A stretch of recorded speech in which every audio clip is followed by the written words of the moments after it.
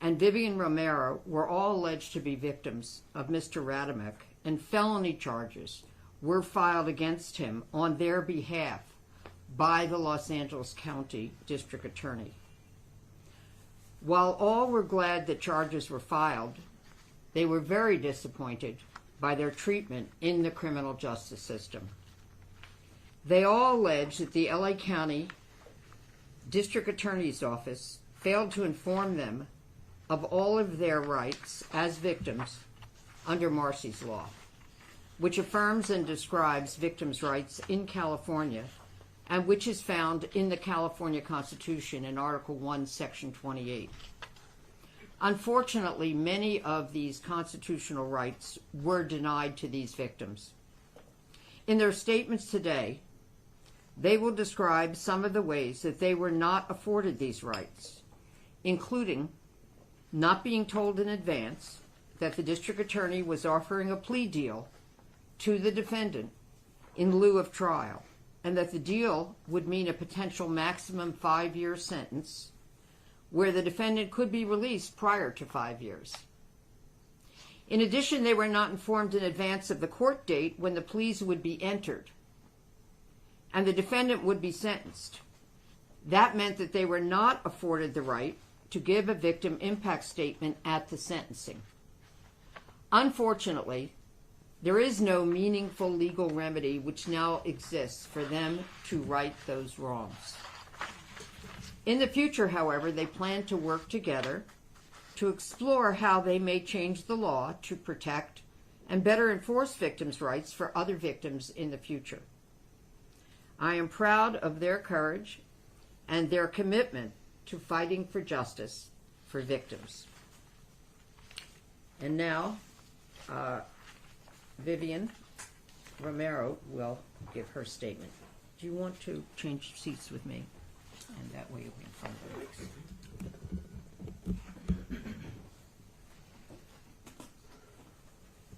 Thank you.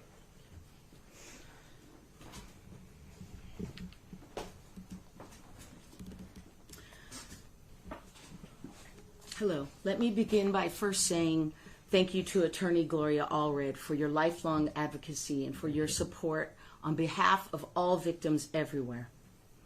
Thank you for your courage and your commitment in fighting the good fight, as my dad would say, and for arranging this press conference today. We applaud you. Thank you. Thank you to the press who came today, and I want to thank God for an angel named Armin, who came to our rescue and our defense that day. God bless you, Armin, for caring and for protecting two complete strangers, including my 95-year-old mother, who's here today, who was also terrorized by the Tesla road rage driver on that traumatic day of events. Armin, you're an angel. Being the victim in an unprovoked, violent attack is traumatic, especially for my 95-year-old mother that is fighting stage 4 cancer and using a walker, who was with me that day. The emotional distress and psychological damage this caused remains long after the incident is over. These harmful mental injuries are heavy and intense, with triggers that must be grappled with long afterwards, especially now that there's the very real possibility that he can get released sooner than 5 years. This gives me great anxiety. By right, victims are supposed to have an opportunity to make an impact statement and have our voices heard in court before a plea deal is made. But the system failed us. In my opinion, the 5-year sentence given as punishment was an extremely lenient disposition considering the charges filed by numerous victims who were assaulted, attacked, and terrorized, whose voices were never heard in court. I believe my constitutional rights were violated by the LA County District Attorney's Office.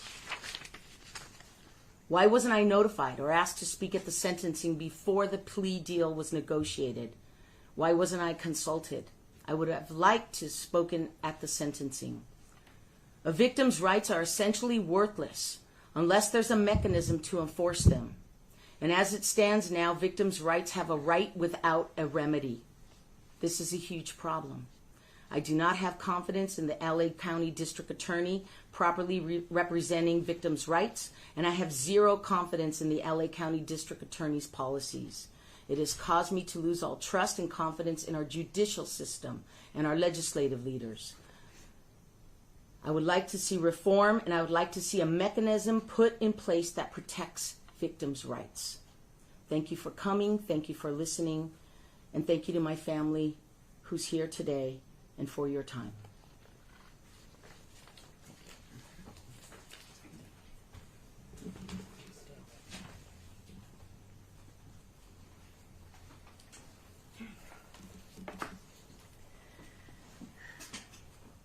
Introduce yourself.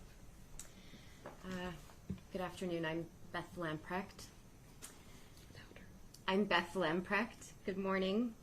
I'm here today to share my experience as a victim of a crime which occurred here in my own neighborhood, and to also express my concern and disappointment over the handling of my case by law enforcement. And I feel like this is my chance to be heard. I was driving home after work one evening on San Vicente Boulevard nearing Sunset when a vehicle sped past me, driven by Nathaniel Rademack. He swerved into my lane directly in front of me and slammed on his brakes, nearly causing us to collide. He immediately exited his vehicle with a crowbar in his hand, visibly enraged, ran toward my car, and repeatedly struck my driver's side window with the crowbar. He attempted to open my driver's side door, which thankfully was locked, while yelling verbal threats at me, and I did truly fear for my life in that moment.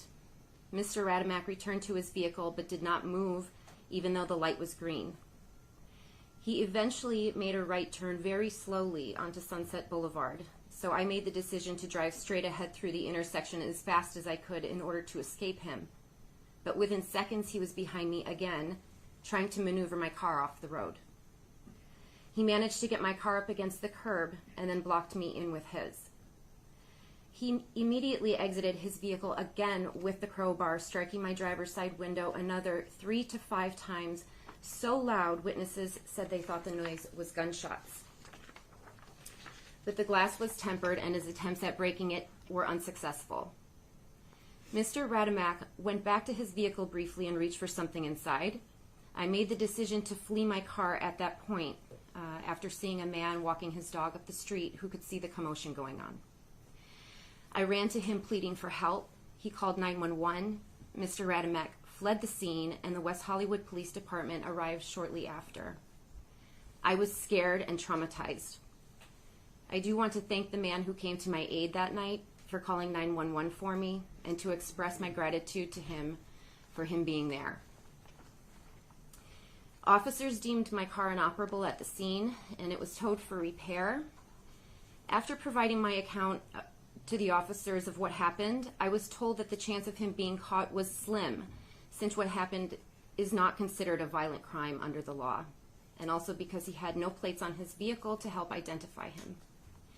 I expressed my disappointment and said it was my hope to have him found, arrested, and charged for what he had just done to me.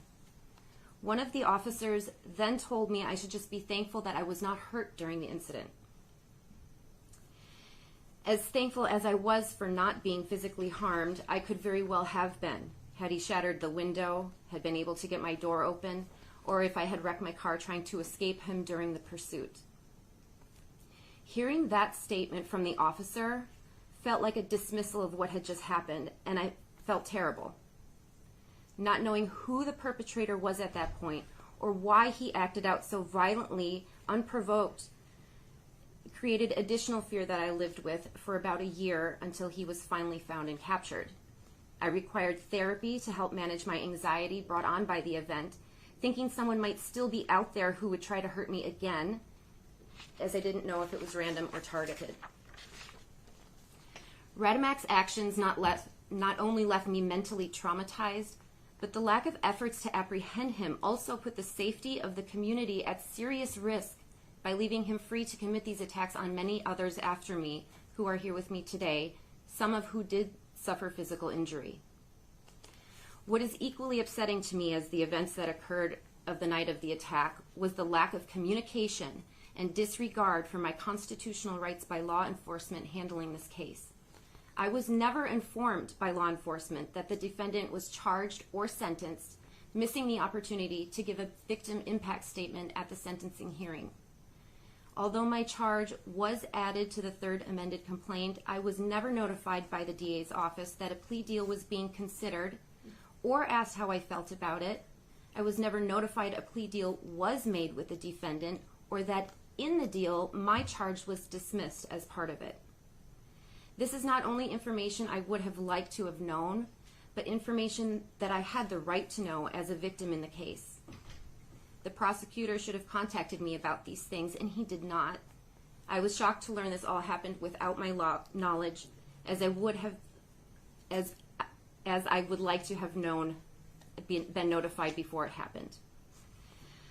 I'm not alone here today representing an isolated incident. I am here with many, with hope of positive changes to the system, to request more support from law enforcement by offering us all the information we are entitled to, and to demand a better approach that prioritizes the rights and needs of victims of crime. Thank you. Okay. I'm going to change these, sure. You want to stand up? Do you want to sit down over there? Right there?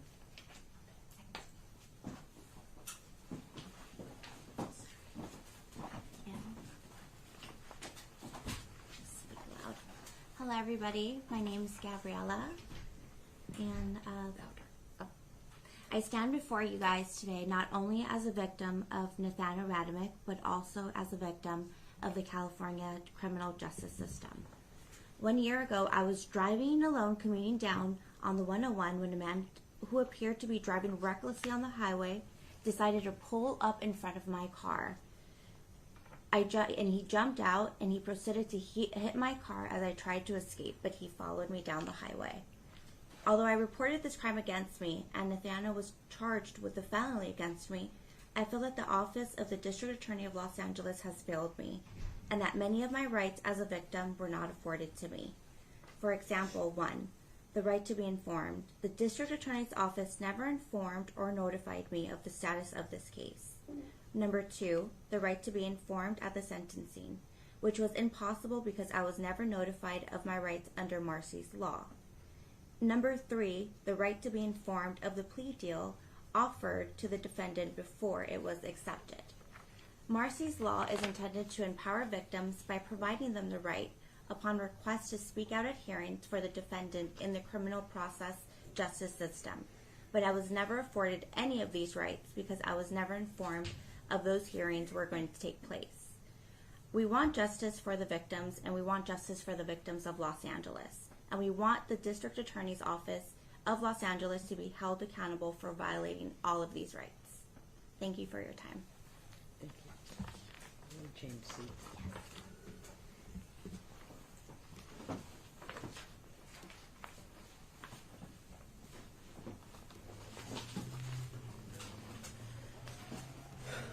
Good morning. Thank you for having us. Thank you, Gloria, for allowing us to speak. On November 9th, 2023, approximately at 9:30 in the morning, my life took an unexpected turn. I had visited my storage unit, and as I was driving away in my car, I encountered Nathaniel Radamick. When I was simply driving through to exit like I always do, I was in my car minding my own business when I noticed his Tesla on the left side of me. I also noticed a hitch from a boat on my right. I cautiously turned left towards his car to avoid going near the boat. This appeared to make him very upset. He came out of his vehicle with such rage, threatening me, telling me countless times to go outside, and I quote, "I'm going to break your fucking jaw, bitch." He lunged towards me while my car window was open. He then continued to threaten me and make racist remarks. I was completely in shock, but somehow managed to speak to him to try to make the situation better and was able to exit. I ran straight into the storage unit's facility's office, scared he might follow me home. They assured me I was safe and that they will be revoking his rental of the unit. I immediately wanted to make a police report, so I left only to see Radamick following me. I was at the red light when he came out of his Tesla, threatening me yet again. So I go back to the unit, terrified to go anywhere else. I called my partner, who was at the unit, to meet me at the office. I made a police report that same day. This experience has left me in a complete state of panic and worried to even step outside. It has changed my life drastically, making it hard to do daily tasks without worry. I am constantly reaching for my purse to make sure I have my pepper spray in hand. Every time I step into the unit, I'm reminded of the situation, making it difficult for me to do my job. Anxious, he will be around waiting for me, and quite honestly traumatized by any gray Tesla I see. After I made the police report, I heard nothing about the status until a plea deal was made. This was the first time I even knew a felony charge was filed for me, was when the media contacted me. They also mentioned that a plea deal had been made with a maximum sentence that the defender might have to serve was 5 years. I had never been previously notified by the prosecutor about this, and I was not consulted nor asked for my feelings about that deal that was being considered by the district attorney. The media was alerted before anyone, which feels disrespectful to me. A 5-year sentence is nothing, and I would have liked to give my victim impact statement at the sentencing, but since the district attorney's office never told me when the sentencing would take place, I missed the opportunity to give my statement. I was never notified. I feel the system has failed me again. Thank you. Point of clarification, November 9th, what year? 2023. Sorry, 2022. I'm so sorry. A year ago. Okay. My apologies for that. All right. We're going to take more questions in a minute, so if you want to stand behind us, and I'll go over.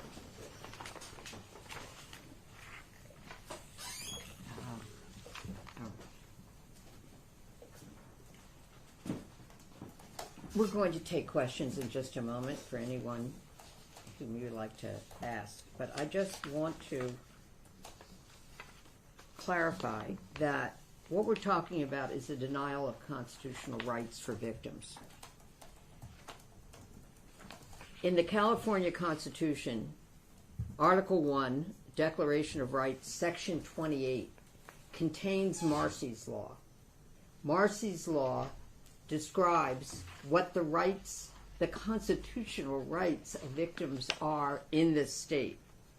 I'm not going to read all those rights, but I will say that I think the LA County District Attorney's Office and every sheriff and every police department in the state of California should hand anyone who reports a crime against them or reports what they believe is a crime against them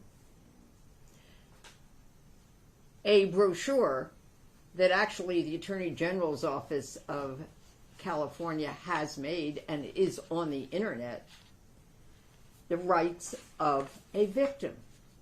It is unfair, it is unjust for any victim not to be told what their constitutional rights are.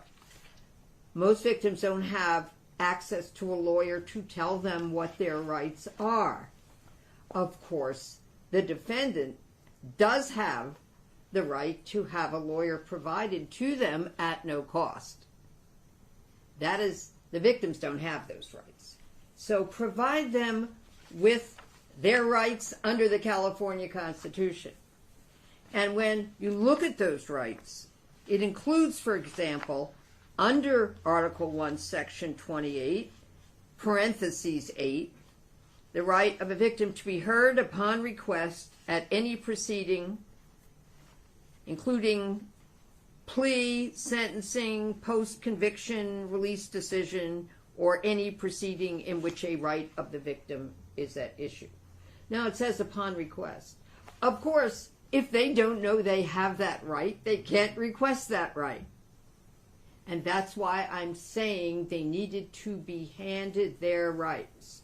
In the same way that a defendant is told you have a right to remain silent, anything you say can and will be used against you. That kind of Miranda right.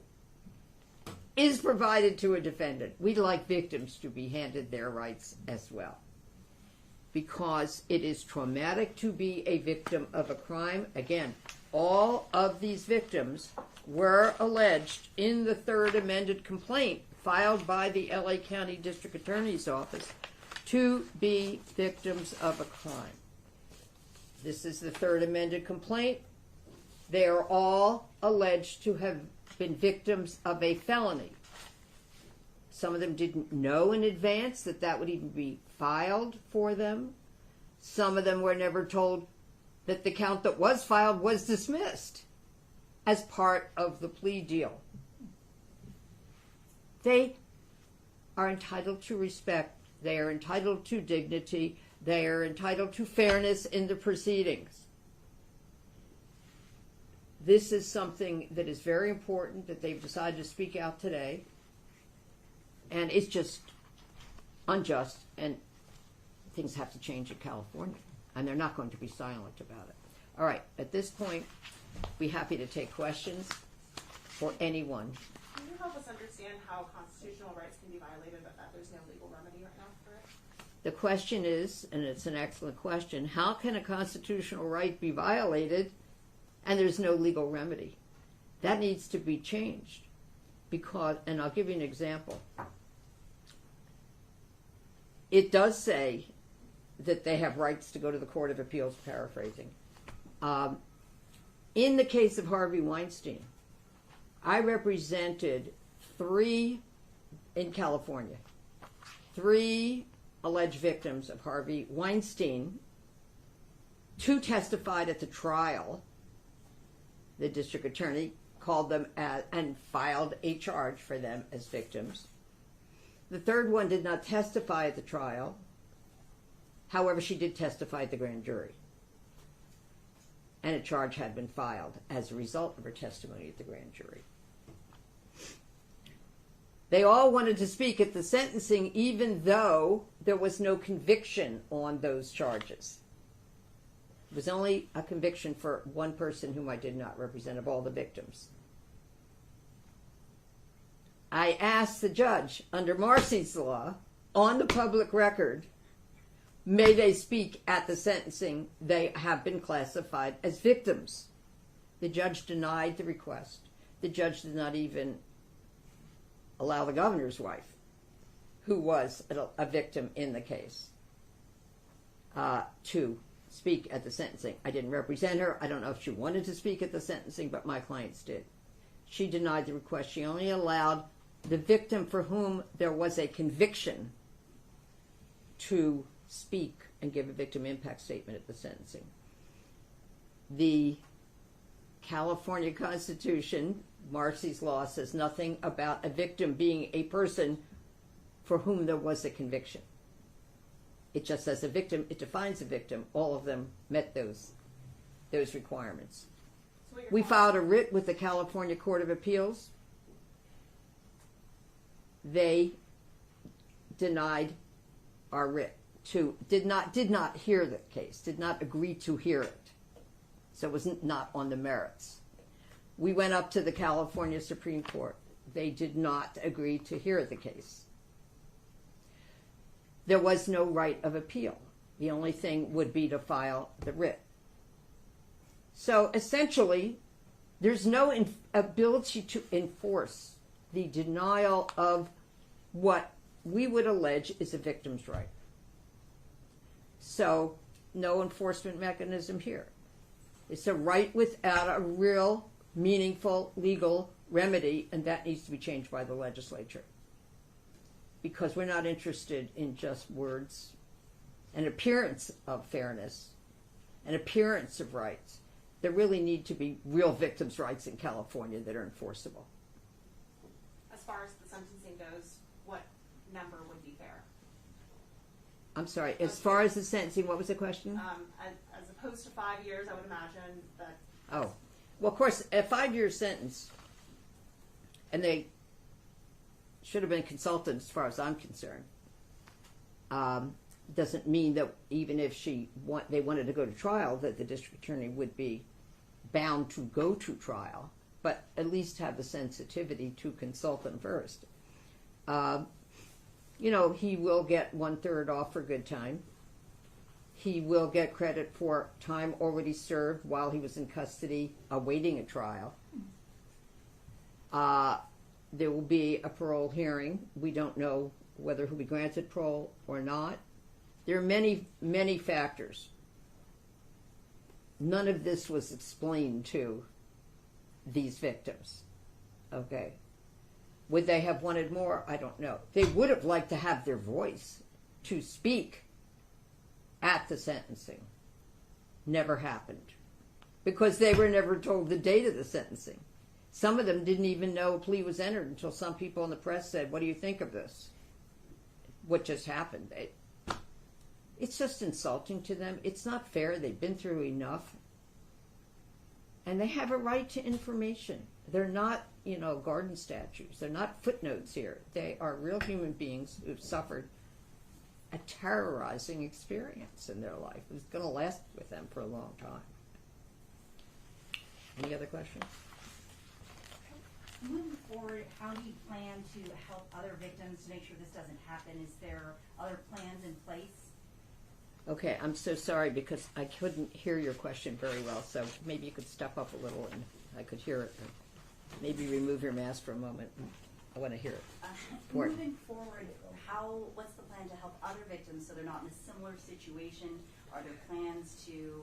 Yeah. Well, I think there is Vivian and this group who they want to go to the legislature and develop a plan so that victims' rights will truly be respected.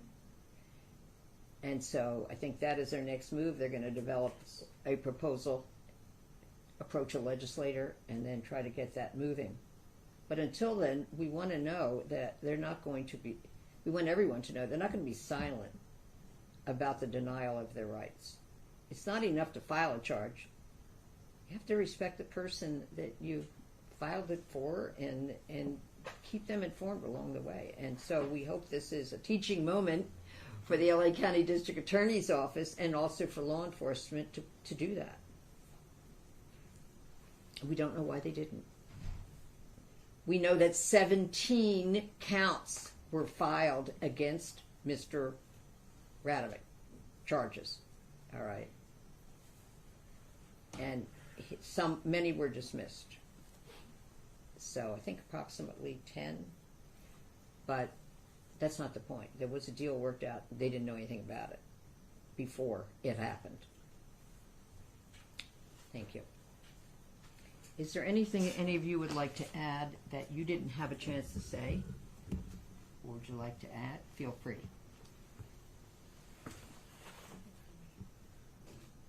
Sure? Do you? Okay, why don't you come up here then? Thank you.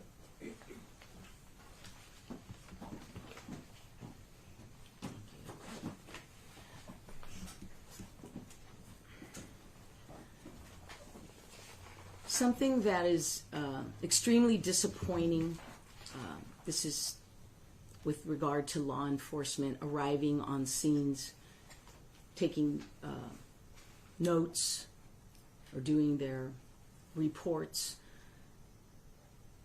I think they all could use some sensitivity training, because I know for one, myself, I heard it today with one of the others who made a statement here today. There were some very insensitive remarks that are made during an incident. And it's bad enough that you're going through the trauma of being victimized, but then when you're approached by law enforcement and they make insensitive comments or offhanded remarks. Do you want to give us an example? Without saying a name, just... I think the mischaracterization of an assault and being called mutual combat or things like that, or well, be glad it wasn't your face or you weren't the one that was struck. Things like this. They're very insensitive remarks. I think that law enforcement needs some sensitivity training, and suffice to say that didn't happen that day, but I'd like to see that happen in the future. That's All my right. remark. Thank you. By any chance any of the victims speak Spanish? For the media in Spanish? Yeah. So can we do it one-on-one or with everybody? Do you want to do a one-on-one? Is that what you're saying afterwards? I mean, yeah, or could be right there, but I mean, Did I'm you? the only one with the media in Spanish. Okay. So it's up to you. Well, why don't we wait till afterwards and then you can do it. That's fine. Sure. Okay, thank you very much for coming, and we'll come back. Thank you.